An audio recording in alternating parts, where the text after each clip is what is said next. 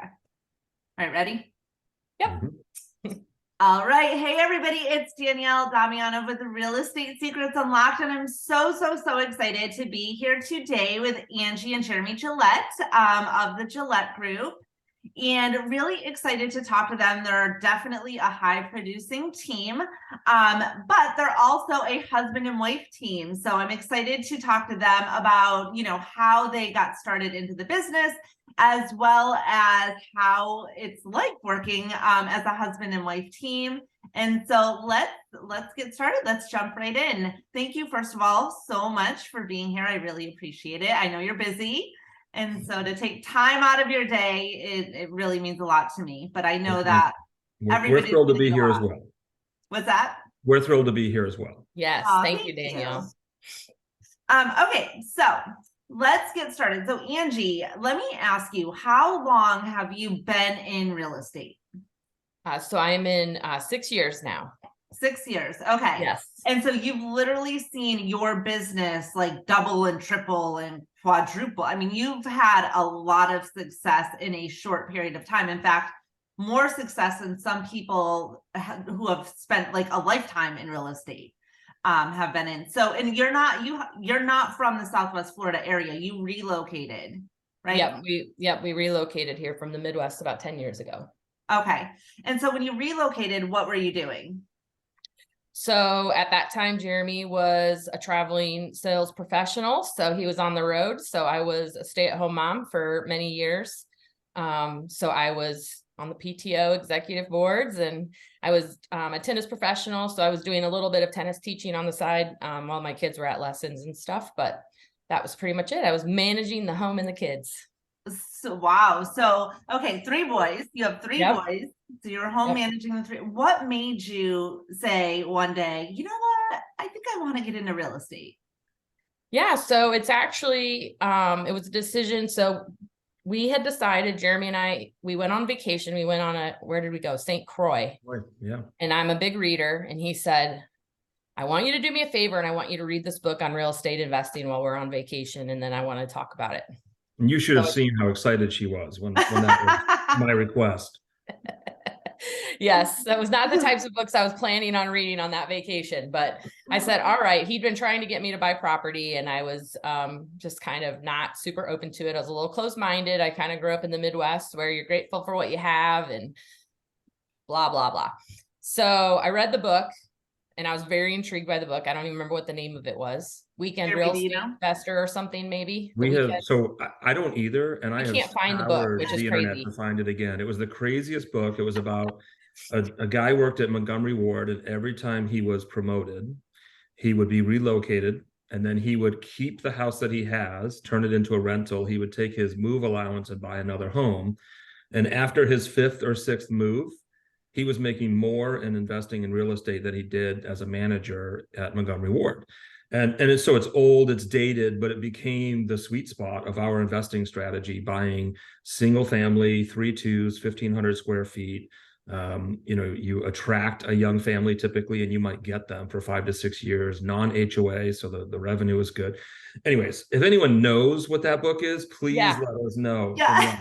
Please let us know, because it was a really good book, and it totally tapped into our life because we were relocated a lot with Jeremy's career. So that book got my wheels spinning on, oh my gosh, if only we had, kept the house in Missouri and kept the house in Peoria and kept the house in Massachusetts and kept the house in Peoria, like where would we be today? But it really was an impactful book, probably was just the right book at the right time. That opened my mind to saying, yeah, we need to start investing in real estate.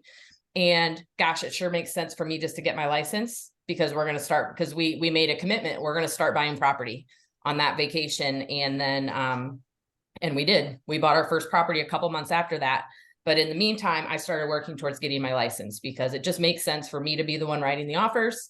And then we take commission, put it into the house, and then rent it out. So that's kind of how I started. That's the reason I got my license. And then, you know how it works. The rest is history. Well, that's the history. And then, one friend said, hey, I'm really not liking my agent. Would you help me get a house? I said, sure, I would be honored. Then my mom and dad decided to buy a house. And then it just kind of, at that point, I'm like, I just jumped in. So you got started. Well, and there's that old saying that when the student's ready, the teacher appears. So that book was actually the teacher. I mean, it was the right time. A lot of times things come into our lives and we're not ready yet. So that was definitely the right time. So you got started basically in real estate investing, and the goal wasn't to be a realtor. It was just to write your own contract so you could save the commission. Yep. Okay. And more so, That's how it started. Yeah, and more to reinvest the commission back into the property. To reinvest it Most back. Most of what we were looking at required, we weren't into fixing and flipping. We were long-term holding was our strategy. But they all required some renovation, at least at the price point that we were looking at. And this was a huge catalyst, or at least accelerator, to help us make those properties more attractive. Right. So then there had to have been a time when you said, you know what, this is actually a career move for me, because in order to have the success that you have today, you can't just, take it as it comes. You have to start looking at real estate as a career and putting things in place. So what was that turning point for you where you said, you know what, I need to really start to treat this like a business instead of just the one writing the contracts on my own investments? Yeah, I mean, that actually happened quickly for me, I think because of my personality type. So that first friend that I helped, it was pretty much my first transaction, which is scary. Working with somebody's largest investment that they make. Yeah. And I think I realized right away, like, this is not something that should be done part-time. This is serious. Like, this is a lot of people, whether it's a second home, a first home, it doesn't matter. Like, it's a big investment. And for my personality type, I had to just go all in, because I'm like, I'm just going to do this, and I'm going to do it full time, and I'm going to take it seriously, and I'm going to turn it into a business. So literally, when I say, once that happened, I decided to jump. I mean, I dove in. I had a coach at that point. Then I hired a real estate coach within, probably a month. I got my own CRM, and I just started.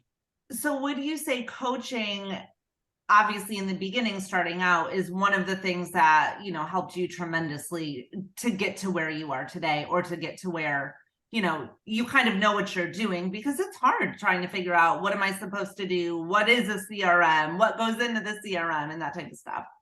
Yeah, 100%. And I'm a proponent of coaching for so many reasons. As an athlete my whole life, I've always had coaches. I don't think it should be any difference in business and in life. Hindsight is 2020, right? So, and this is, something that we talking about today, but I would do it different. If I went back, I would join a team. Okay.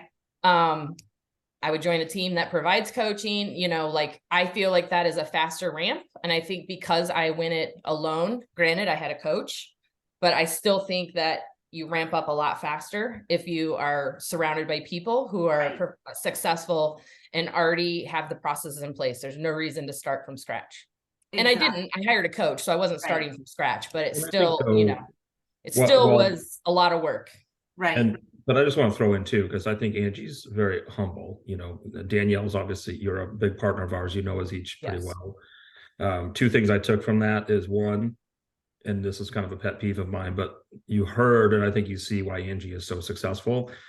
She was like, oh my gosh, how do I support this customer? They're buying this house. It wasn't her full-time job, and she dove in to learn it exceptionally well. I hear all the time the new agents, whether it be in our office, whether it be in other brokerages, that say, I'm just getting into this, so I'm going to specialize in first-time home buyers. Like, what? So you're going to have someone that's new to the business teach someone that's never bought a home before how to buy a home, that might not even be a homeowner themselves. Like, It's crazy. But you just, what I took from that is Angie's commitment and resolve. And I think that's why, she started to rise relatively quickly. And there was no motivation initially for this to become a career. So it happened a lot more organically. And truthfully, I'm behind the scenes saying, go it alone. We don't need to be paying whatever to anybody else. Like, you're only going to help a friend. And then it really blossomed. So, I mean, I probably held her back early on, where, we would likely be in a very different position business-wise. Right. Well, and I think it's also servant leadership. I mean, you're leading from the heart. You're, like you said, this is serious. This is somebody's largest investment. So there's a lot of money on the line. And if you're part-timer, you don't know what you're doing, you can lose a lot of money for Yeah. somebody, you know, Yeah. so definitely that's extremely important. What would you say in your business, I guess, just starting out and then right now, is there one or two things or tools that you use that you find to be imperative that any, you know, any agent, whether they're starting out or been in the business for a while, needs? You know, I think that using social media is really important right now. The social media platform, it gives you social proof. It connects you to people. It connects you to people that people know, connects you to people that you should know, that you don't know. I really think that that is a huge part of it. Video, getting on camera, letting people see who you are, because the reality is that not everybody is meant to work with everybody and get along with everybody, and that's okay. Right. It's hard for my high I personality type, but when people get to see you and know you and like you and trust you from a video, it just makes it a little bit more of a seamless relationship. And I mean, I'm, you know, strongly, obviously, with my personality type and who I am, a relationship-based agent. Right. Relationships with my business partners, relationships with my affiliates, relationships with my customers. Like, it is, you know, not a one and done for me. It's, I become friends with these people, and it's important. That makes it even more important to me that they are well taken care of. So, Right. Utilizing, obviously, the CRM you should use is the one that you use. CRMs are important. You know, I'll be honest, I've got gold in mine that, you know, needs to be ferreted out. That's kind of something I think that I could always do a better job of managing, but CRMs, social media, video, like, so important. Extremely important, definitely.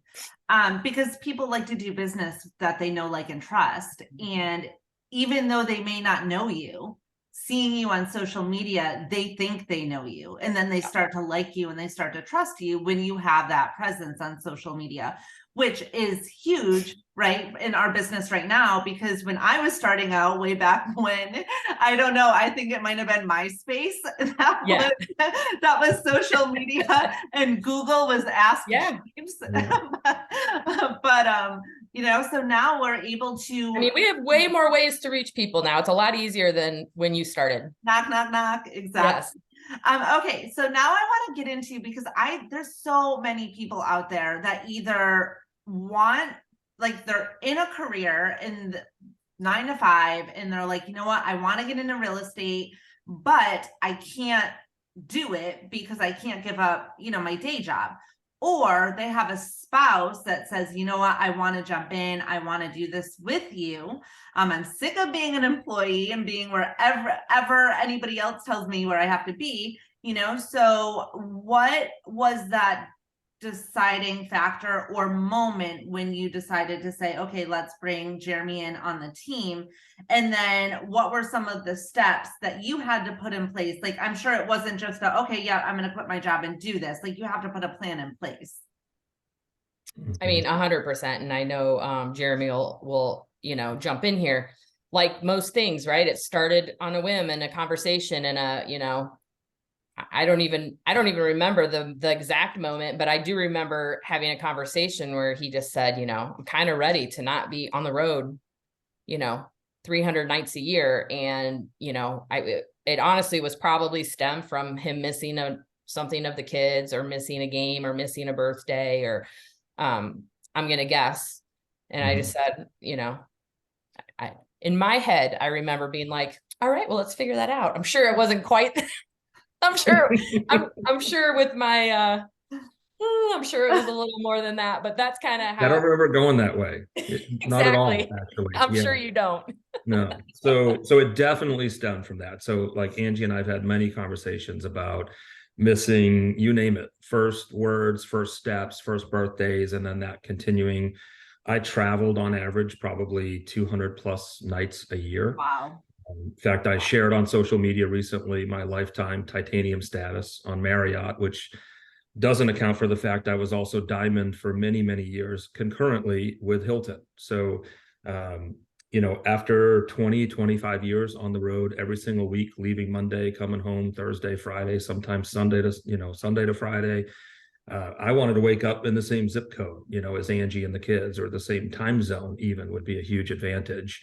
The companies that I worked for were largely based out of California. So I was often 3 hours behind. And as silly as it sounds, but when I'd get out of a meeting at 6 o'clock at night, it was 9 o'clock here on the East Coast. So Yeah, the they're going kids to were bed. already in bed or en route to bed. And it could go a week. And if I was there 2 weeks, it could go 2 weeks, aside from maybe the weekend that I might be able to even interact with them. And this largely predates, really cell phone and texting and all that. So it was kind of like being totally unplugged for a long time. So we had been having that conversation for quite some time, and I am probably more of a planner by nature. And so we started to think about what are those steps, what has to happen. So we began to do goals. We shifted from just doing corporate goals to personal goals, family goals. We've since incorporated the kids when we do goal planning each year, which we think is important. We're trying to change their mindset.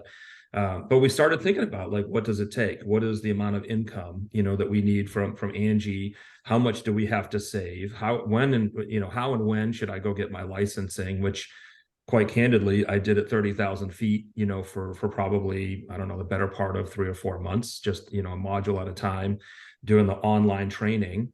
I had my license way before we finally pulled the trigger and actually made the change. In fact, I think I renewed my license twice before it ever went active. So there was always these plans of, we're going to make this change. And then life just kind of has a way of getting, I don't want to say in the way, but we decided to build or to buy a house. And we're like, well, we need the W-2. So we'll go one more year. Well, then we didn't love the house. So then we decided to build our own house. And we're like, well, let's go one more year. Well, that one more year led to the company that I was with being like a rocket ship. And this played a big part. People talk about FUD, fear, uncertainty, and doubt. For so long, people had asked me questions like, well, how could you leave a steady paycheck? How could you leave the benefits? Frankly, I had amazing benefits. How could you leave stock options and restricted stock rights? There was always these questions about how could you leave? And I was fortunate. I was in a pretty good position. We'd made great money. And we weren't really living off the real estate business at that time. So we had to, kind of build and scale that to a point that we felt more comfortable making the leap. And then we also had to put the plans in place. And for our plan, we said we're going to save enough to go 12 months in savings without, needing anything from the real estate business to give us time to kind of go down before we went back up. And we were really fortunate. We didn't spend a bonus check of mine for almost probably 6 quarters. And that allowed us to put quite a bit into kind of a safety net in the brokerage account. It allowed us to have the confidence to then make the change. And if I have one regret, it's that I waited so long to do it, that we didn't go back sooner. I think that we would be in a profoundly different place had we made the jump 4 years sooner, when we first had the idea, excuse me, or when I first started going to get the licensing, as opposed to one more year. There's always going to be a reason for one more year. Oh, yeah.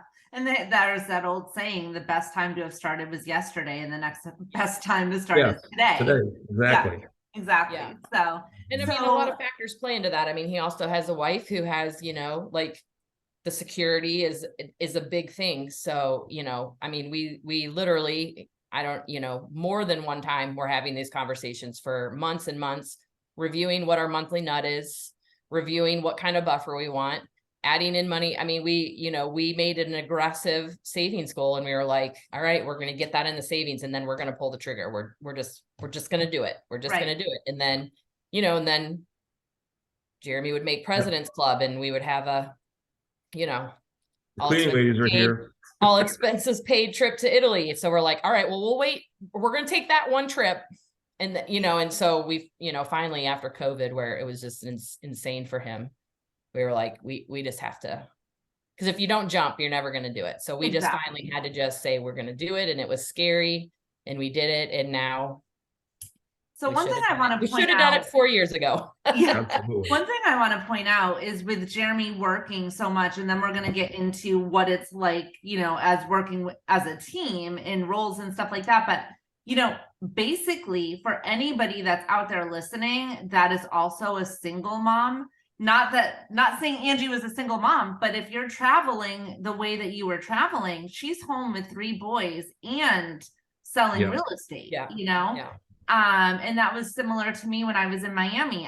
My husband was not always there. He was in Southwest Florida a lot. So it was like I was a single mom basically and selling real estate. So you make it work, right? You figure out what it is you need to do. You make your schedule around that. And yes, my kids were at daycare, and there were times I had to pay because I was a little after 6 picking them up.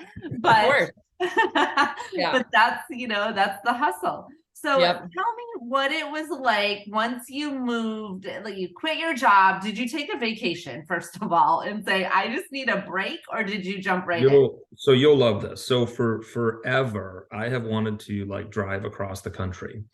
And I thought, what better opportunity than now as I pivot from one career to my next career to finally do this. And while it felt immensely selfish, and if you think about the logic of I want to go from being on the road every day to being home to let me just take 2 weeks and drive across the country, it didn't really resonate well with Angie, if you can imagine. But she was supportive and was like gave me her blessing. Well, I'm also the type that like at that point I was ready to make the change, make the transition, and dive into real estate full time. Well, the 2 weeks morphed to let me just do like 3 or 4 days. I'll drive down to the Keys. Well, I left in September of 2020, the corporate job. It was during the peak of coronavirus. So I found like 3 hotels that were even willing to let me stay. The restaurants weren't open. There were no activities. So I think I made it a day and a half at one of the resorts in the Keys, and then I turned around and I drove home. So so that was kind of the hiatus, and then I was all in on real estate. You had your fix. Yeah. So I didn't get my fix. That's still on my goals to make the cross country drive. But Well, so I got about a few days. Now you have the freedom to do it. That's right. So what is it like working as a husband and wife team? Was it everything you thought it would be? I'm sure it has, so much more. Oh, good. I love it. Yes. So I will jump in. So, okay. I think Angie and we've been together a long time before we went into business together. I would say some strengths of ours is that we do communicate pretty well. I don't think being in business as a couple is for everyone, to be quite honest. We definitely had some growing pains as this became our sole income, effectively, and how we fed the family and built our dreams and a lifestyle that we want to live. And when I came in, I think one of the things that helped is the tenure that I had in corporate America allowed me a variety of different trainings and opportunities to assess strengths and disc personality profiles. And because Angie was going through and utilizing a coach that was looking for similar things, we kind of knew where our strengths lied. And we are very different. I mean, we are the epitome of the opposites attract. So we quickly defined roles, that we each play in the business. One of the things I'd say that we had to learn relatively quickly is, and Angie will share this, I tend to ask a few questions. I'm very curious by nature. Few is not an accurate description of what happens. Would you say analytical? Would you say an analytical? Way more than a few questions. I'd say courageously curious maybe is the best way to say it. So, it sometimes would feel, especially for Angie, like I was questioning what she was doing or how she was doing it, when in a way I was probably trying to understand the why. And so I would say early on, there was a little more friction. As we matured in our business and matured in our roles, we understood that, having our own lanes and projects or the focus that we were on, it really helped create some separation. But there were some huge benefits. Like as Angie said a minute ago, that she would suggest anyone starting out today, join a team. I would say the same thing. Well, I was in her corner saying, don't join a team. Let's keep all the money we can, put it back in the business. As it relates to understanding the business, preparing, becoming the best at it, really honing and practicing the craft, we have accelerated our learning so far beyond the average agent, because every transaction she or I are involved in, it's a multiplier. We talk through every transaction, the good, the bad, the ugly. What would we do different?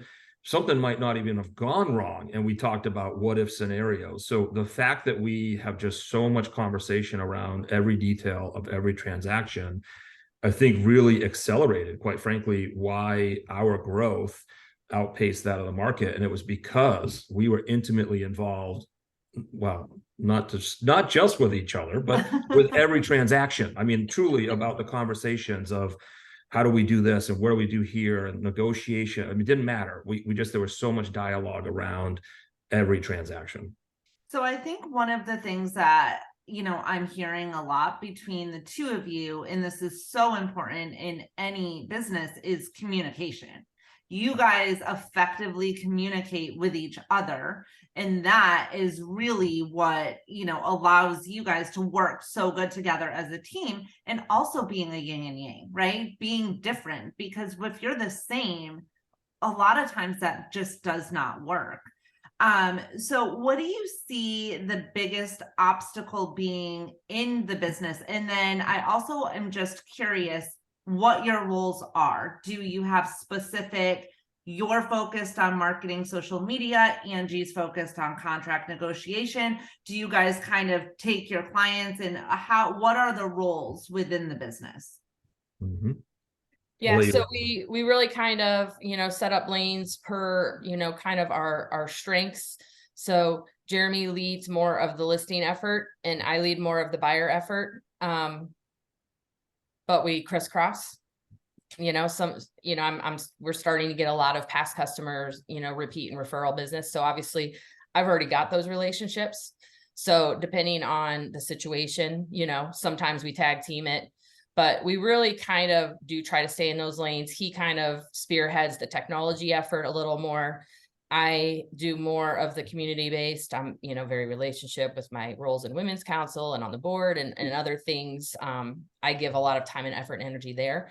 So we do try to kind of, I don't know, I guess not have so much overlap, right?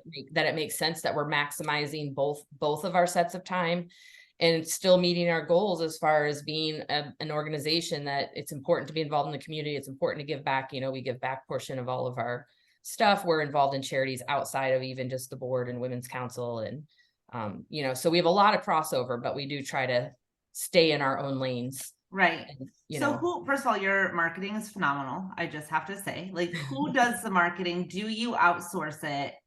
And who else is on your team? Jeremy. You go, or do you want me to go? Well, marketing is really Ange, so I'm going to let you. Oh, really? Yeah. Yeah. I mean, right now we that's not really something that we outsource too much. Obviously we've got really strong photographers on our team, to help, with that. Jeremy handles a lot of our technology stuff, as far as YouTube goes, and, the technology side of that, which is a really important piece, that back end. So we do work with the transaction coordinator on our team, and then we have a coach on our team. And I would say that the biggest obstacle for us right now is taking that next step, which is really more leverage. Being willing to let go a little bit of the control. Yes. Which is a struggle for both of us, if I can speak to that for you too, but, and just being willing to just let it fly, and I know you've been going through that the last couple of years, and we've been talking about it, and now it's time to do it. Both of us are kind of saying our word for 2023 is going to be leverage, and how to continue to push leverage, and that probably means getting some additional support, right, in different ways. Yeah. So I mean, just to maybe build off of that a little bit. So I think everything Angie said is right, in the sense that we really tried to create some clear roles and some definition around what that looks like for us. We absolutely back each other up, and that's been a huge benefit. When you think about, if you're a single agent out in the market by yourself, running autonomously, not part of a team, there are times where it's really difficult, because if you get double booked, customers are only so loyal. They're loyal to their calendar. And in a market like ours, where many people are coming in, to look at, I mean, Angie got a call this morning, hey, can you be here at 11 o'clock to help us price up this home? that stuff happens. And she's able to do that oftentimes because I can step in or vice versa. Right. So, for us, leverage is going to be critical for this year. To her point, we gave someone a gift. Actually, it was our coach this year, a mug that said, "I'm not a control freak, but you're doing it wrong." I think that epitomizes our approach. And honestly, like, we have pretty demanding standards, but it's also why we think that our growth has outpaced the market tremendously. I mean, everybody had a great past few years. We were percentage wise so far beyond what the average agent grew. And it wasn't just because average selling prices were up. It was because we were doing some things differently.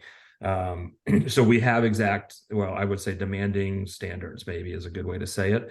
And in a way that's probably holding us back. So this year, as we look at, what are the things that we have to focus on, it really will be about adding leverage to the organization. So having our transaction coordinator is a huge help. Having a licensed admin is probably the next hire. We talked about YouTube and some of the video that we do on social media. Like, we will be getting an editor. It's not a good use of my time to learn how to edit videos.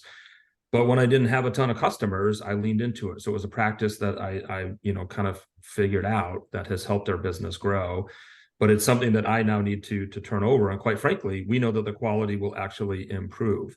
So, we're now looking at things like we're recording some of our standards and how we go about doing things, such that when we bring in an assistant or different pieces of leverage, that training will be in place. So it becomes a little more turnkey. Exactly. We are going to focus this year on scale, and scale may not be reflected in revenue. We recognize that we're going to put a lot of effort as the market shifts a little bit into putting a better foundation in place under our business, because we had a great year last year, probably better than we would have ever have predicted. But now we're going to make investments when other people are starting to pull back, so that as this market shifts and then reshifts, we are going to be positioned to launch when other people are going to be positioned to get out of the business. And having those standard operating procedures and recording what you do, so that way people that come in, it's going to be a lot easier, to tell them, but then say, hey, here, watch a video. This is how we do this. This is how we handle that.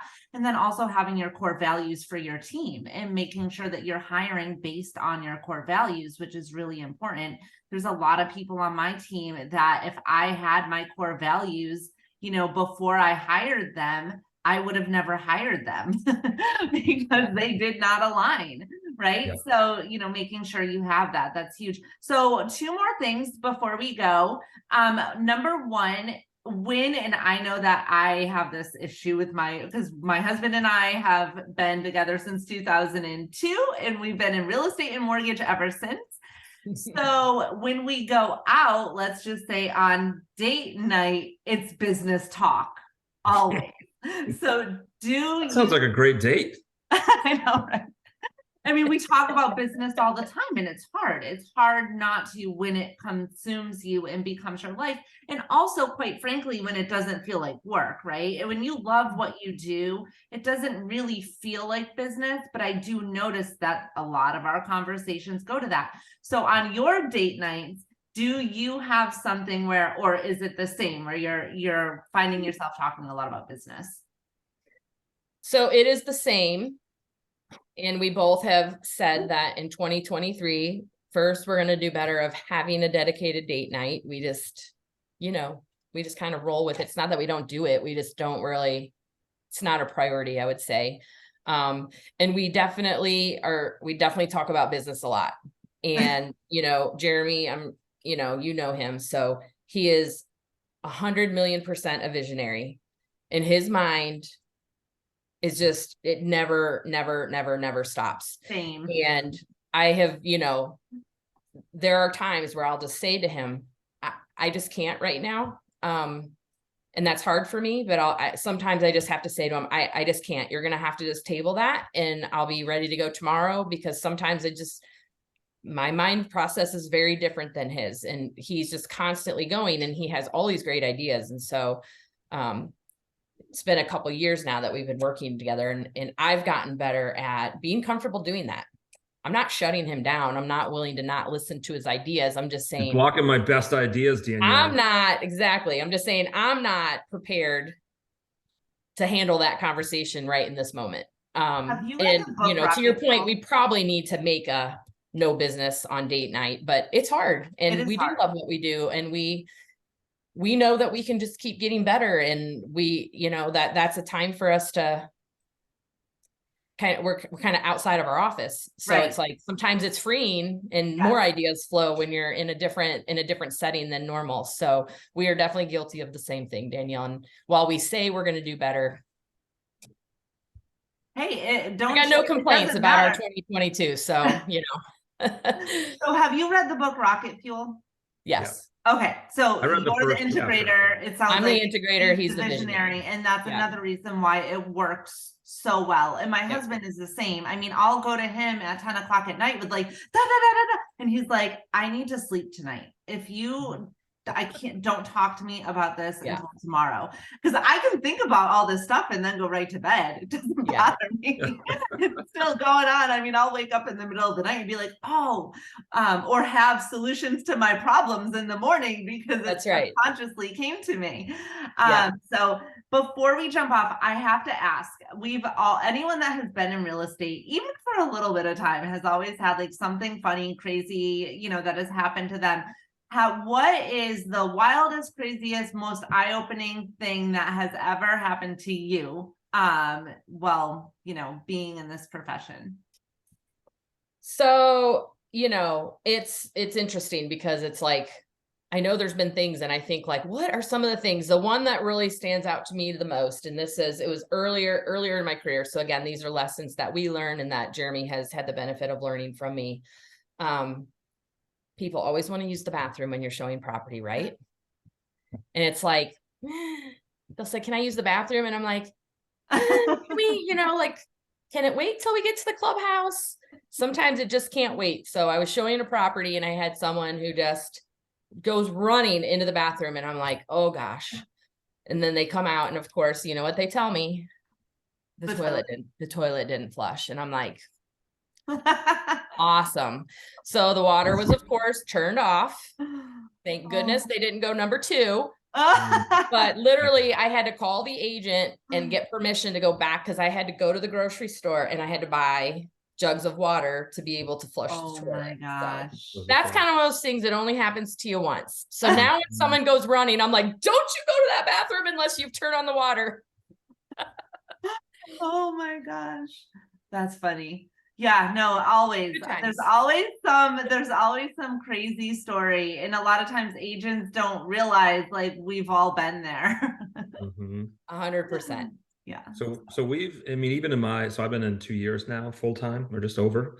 And I've had similar experiences. Like we had a seller that he put it in a nice way, but he said his cat would eat too fast and would regurgitate its food, which we all know what that means. So before every listing I would have to go in and like walk the house, make sure, because he was gone, make sure that it was show ready. But I think something that I've observed, and it's maybe less funny, is more the industry. So I left medical device sales, selling to the 60 largest health systems in the US, government accounts, corporate accounts, a very professional sales environment. And it has baffled me at times, the level of professionalism and aptitude or lack thereof. Lack thereof. Yeah, honestly. And yet it gives me such optimism and hope, and understanding in a way as to why our business has grown the way that it has, because the standards that we bring to it, the standards that we honor, and how we work every day, doing what we say we're going to do. But the thing that has stood out, that is eye-opening, is we have had multiple customers come to us, one just this week, that said, I'm here because another agent didn't call me back, or I called 2 other agents and they couldn't call me back. And I just think, in a business where the cost of acquiring a new customer or a lead is so significant, or can be, how in the world do other agents just not call back? So I think just getting up and doing what we say we're going to do, answering our phone, is like that. that alone is the secret in this business. Just answer your phone. You'll probably find more than you think. Yes, exactly. Yeah, I love it. Well, thank you both so much. I know that you're both busy. I really, really, really appreciate it. There's so many good tips and like tidbits in this session. So I appreciate you guys being here. You guys are amazing. In 6 short years, I mean, you've literally gone from, you know, stay-at-home mom to Angie crushing it to quitting your day job, and now you're both crushing it. So you guys are great. Thank you so much. Thank you. Thanks for having us, and we value your partnership as well. Yeah. And, we look forward. This is going to be a year of it's going to be a good year for us. More to come. It's going to be an amazing year. Your best year yet, definitely. Right. So We're looking forward to it, and we appreciate you, Danielle. Thanks for giving us the opportunity. yes, thank you so much. I will talk to you guys later, and have a great day. Thank you so much